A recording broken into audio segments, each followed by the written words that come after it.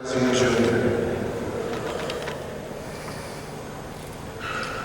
only four in the class here, but four real quality, mature cows out here today. I think we have a pretty handy winner in our first place cow here, a cow that exhibits a tremendous amount of style and balance.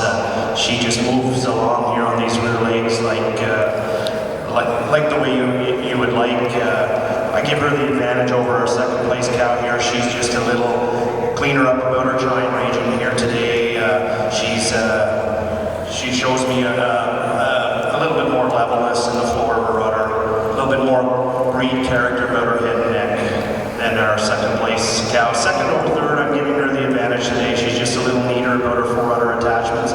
She's a little nicer in the way her neck comes out of her shoulder here today over our black cow we have in third. Third over fourth, I'm giving her the advantage today. She's just a little higher, a little snugger in her rear udder, taking nothing away from our fourth place cow here that has had 6 calves. Real nice class of mature cows.